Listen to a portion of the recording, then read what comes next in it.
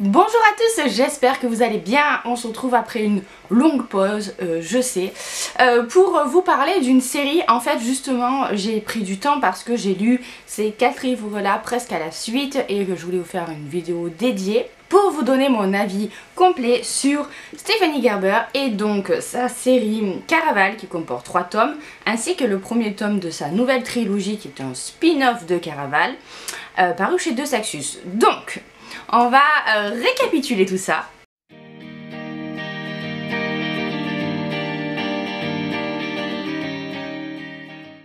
Alors déjà, ça fait très longtemps que je vois passer Caraval. C'est une série qui date pas d'hier, hein, clairement. Mais le fait que, en fait, il n'y a que les 2 premiers tomes qui sont parus chez, donc c'était Bayard à l'époque, ça m'avait complètement frustrée parce que bah tu commences pas une série sans avoir le dernier tome, ce qui est très bête quoi. Au final ils ont sorti les 2 premiers, pourquoi pas le 3e, en sachant que ça a eu un énorme succès outre-Atlantique. Si vous ne suivez pas les bookstagram anglo-saxons, clairement c'est une des séries must-read en fantasy young adult si je peux dire. Donc voilà, j'étais très frustrée, j'avais le tome 1, j'avais acheté et ça a sorti en poche juste avant qu'ils disent qu'ils ne le publieraient pas à la fin. Donc j'étais dégoûtée, je ne l'ai jamais lu. Et puis j'ai vu que en fait une autre maison d'édition avait sorti le tome 3. Alors pas du tout le même format, pas du tout la même maison d'édition, bon bref, c'est pas grave. Mais on va en reparler justement parce que la traduction c'était une catastrophe. Bref, donc je me suis dit allez je vais me lancer parce qu'en fait j'avais demandé aussi à De Saxus, donc ça c'était un service presse, il était une fois un cœur brisé, sans savoir que c'était une série spin-off, c'est à dire que je me suis dit bon, vu que j'ai pas lu Caraval de cet auteur qui est quand même hyper connu, je vais lire ça. Et en fait je me suis rendu compte que le personnage du prince de cœur, Jax, était hyper important dans cette série là. Peut-on lire ça sans avoir lu ça? Justement, je vais tout vous expliquer. Donc voilà pour mon histoire personnelle à propos de cette série. Du coup, je me suis dit que j'allais lire d'abord Caraval et j'ai enchaîné les 2 tomes. J'ai trouvé ça à la fois génial et à la fois bizarre. Enfin, je vous réexplique ça. Le tome 1 était bien, le tome 2 était waouh. Et le tome 3, la traduction a tout gâché, ce qui fait que j'ai pas vraiment d'avis sur le tome 3 dans le sens où j'ai mis beaucoup de temps à le lire. À le comprendre et vraiment je me dis que j'aurais peut-être dû essayer de le lire en VO, ça serait peut-être mieux passé. Bref, de quoi parle Caraval? Alors Caraval, c'est l'histoire d'une sorte de cirque slash jeu qui a lieu tous les ans mais à chaque fois à un endroit différent, mené par donc le maître du jeu qui s'appelle Légende. Et en fait on va suivre 2 sœurs, Donatella et Scarlett. Là dans ce premier tome on suit Scarlett, dans le 2e tome on suit plutôt Donatella et dans le 3e on suit les 2. Donc Scarlett c'est l'aînée, leur père est très abusif, elles ont toujours rêvé de quitter l'île et un jour elles reçoivent une invitation à aller à Caraval sur une autre île, ce qui est le rêve de leur vie en fait, et elles vont suivre un jeune homme qui a l'air un peu louche, donc Julian, qui va les conduire à Caraval. Et à partir de là, elles vont jouer, enfin non, Donatella joue pas, c'est que Scarlett. Scarlett va jouer à Caraval, elle va devoir résoudre des énigmes, des mystères, chercher des objets, mener l'enquête pour gagner le prix qui est d'exaucer un souhait. En sachant que la mère de Donatella et de Scarlett a disparu quand elles étaient jeunes. Donc il y a un petit lien aussi avec ça. En tout cas ça les a beaucoup marquées. Voilà pour le tout petit résumé du tome 1. Dans le tome 2, cette fois on va faire un an plus tard notre jeu de Caraval. Un an plus tard exactement, je sais plus. Et cette fois on va suivre Donatella. En fait Scarlett est beaucoup plus réservée, beaucoup plus prudente que Donatella qui est hyper téméraire, impétueuse, vraiment téméraire en fait.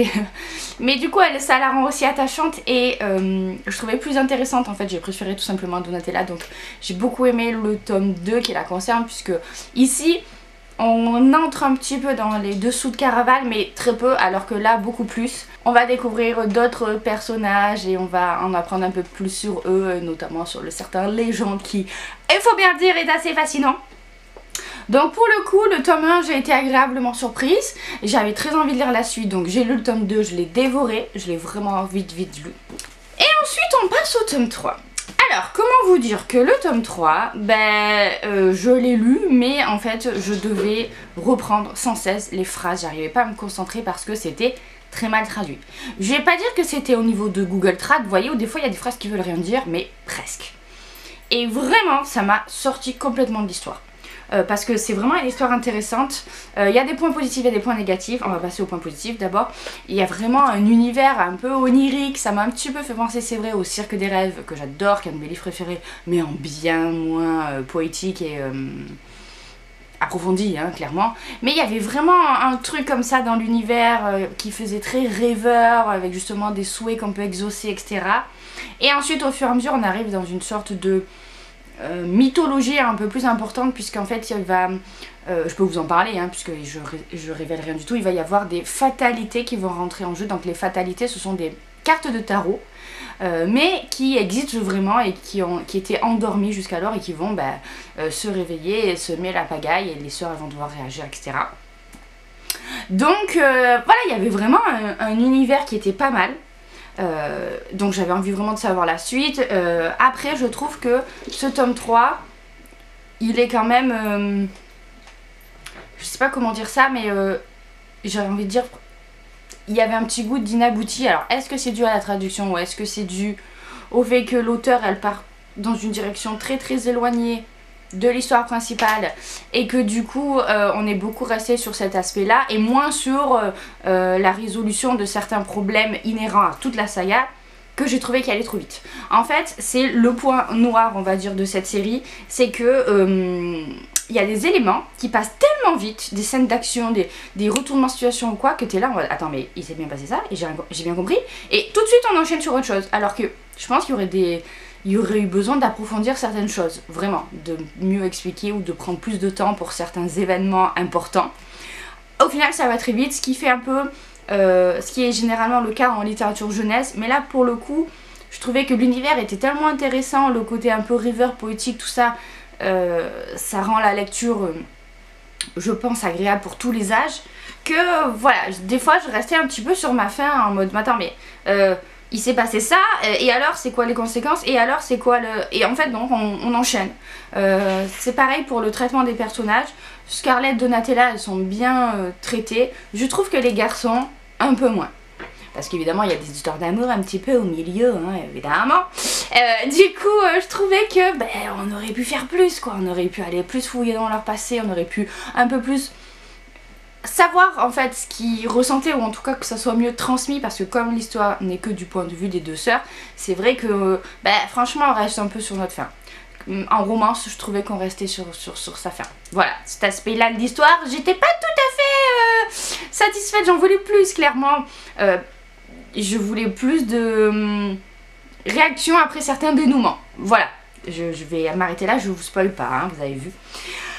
Donc voilà, qu'est-ce que j'avais d'autre à dire, parce que franchement j'avais beaucoup de choses à dire à ma lecture, puis au final j'ai tellement mis de temps à lire celui-là que j'ai un peu de mal à me rappeler de tous les éléments de l'histoire, parce qu'il se passe quand même beaucoup de choses, mais je vous dis, ça va tellement vite des fois qu'on n'a pas le temps de s'apesantir, que ça fait qu'au final j'ai pas énormément de choses qui sont restées gravées dans ma tête. Je sais que c'est une série que j'ai appréciée, mais je trouve que...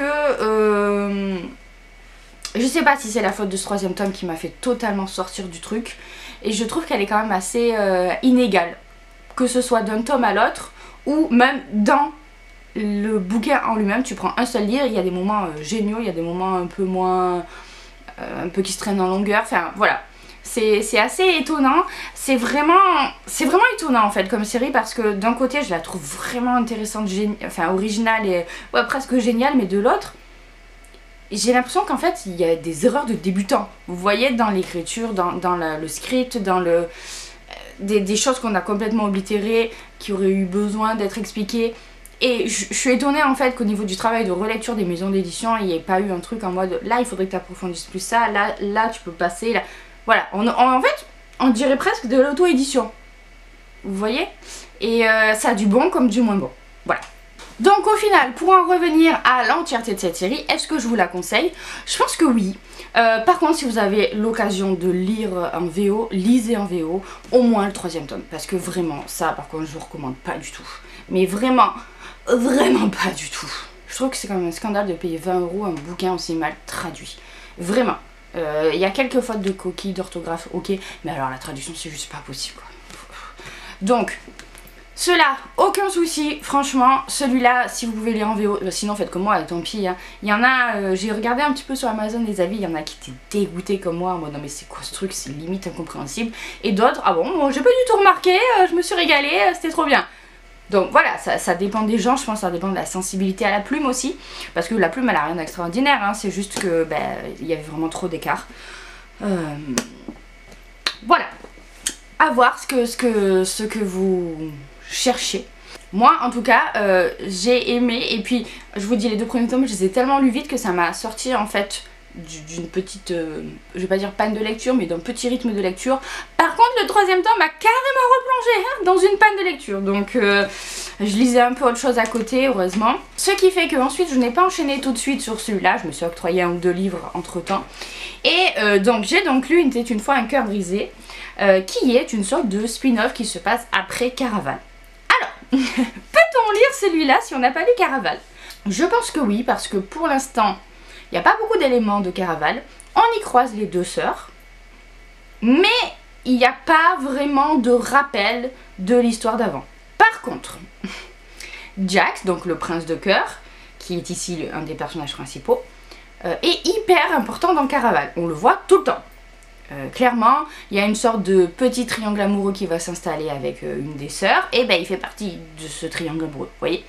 Donc, ça dépend si vous avez vraiment besoin du background d'un personnage pour vous attacher à lui. Moi, je pense que c'est mieux quand même de lire Caraval, parce que au moins vous serez familiarisé avec ce qu'est une fatalité, etc.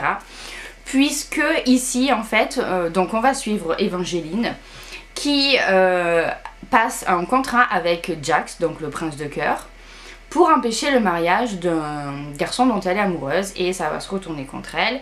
Et Jax en échange va lui demander 3 baisers à donner aux personnes de son choix.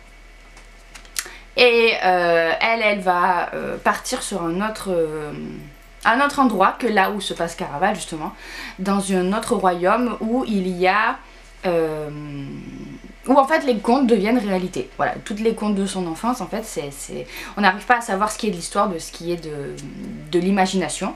Et elle va y retrouver Jax, etc. En sachant que Jax, donc du coup c'est une fatalité, c'est ce que je vous expliquais, c'est le prince de cœur. Donc c'était vraiment intéressant, c'est à la fois semblable à Caraval dans le sens où on est un petit peu dans le même univers, et à la fois pas du tout, puisque quand on change de royaume, on change de mythologie, en quelque sorte, on a d'autres créatures fantastiques si je puis dire, d'autres mystères à découvrir, et c'était vraiment chouette. Franchement, là aucun souci de traduction, heureusement, avec de Saxus.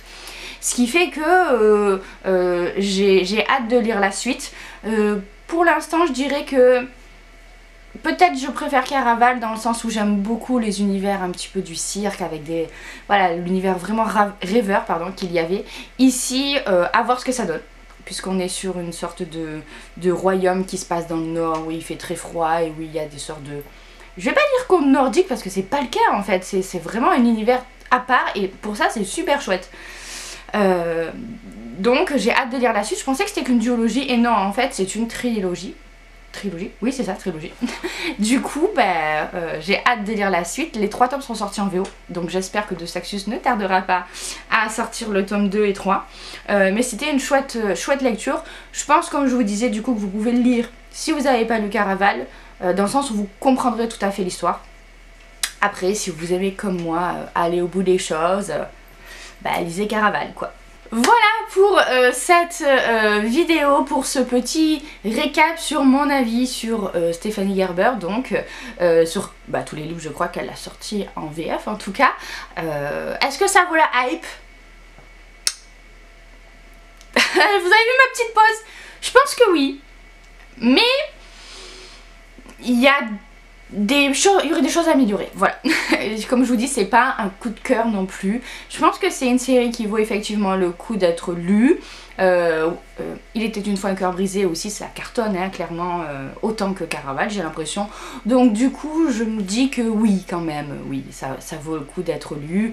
Je comprends que il y ait vraiment des fans qui qu'il y a eu plein d'éditions collector, en plus elles sont magnifiques, clairement, les éditions collector qu'il y a eu dans le monde anglo-saxon, etc. Donc oui, je dirais que ça vaut la hype, mais avec quand même pas mal de petits bémols qui font que j'aurais pu être encore plus à fond quoi, mais ça n'a pas toujours été le cas. Voilà, ceci conclut notre vidéo, j'espère que ça vous a plu. Généralement vous aimez bien quand je vous fais des petites vidéos revues clairement sur une série complète, donc j'espère que celle-ci vous plaira. N'hésitez pas à me dire si vous avez lu Caraval ou Il était une fois un cœur brisé, ce que vous en avez pensé. Est-ce que vous avez lu tout? Est-ce que vous avez lu que Il était une fois un cœur brisé? Ça vous a dérangé de ne pas avoir lu Caraval? Est-ce que comme moi vous avez des problèmes à la lecture du tome 3, vous avez lu en VO, vous avez juste abandonné la série hein, peut-être? N'hésitez pas à me le dire, franchement je suis curieuse de savoir votre avis sur cette série qui a beaucoup fait parler d'elle. Et sur ce, moi je vous laisse, je vous fais plein de bisous, je vous souhaite de très bonnes lectures à venir et à bientôt dans une prochaine vidéo.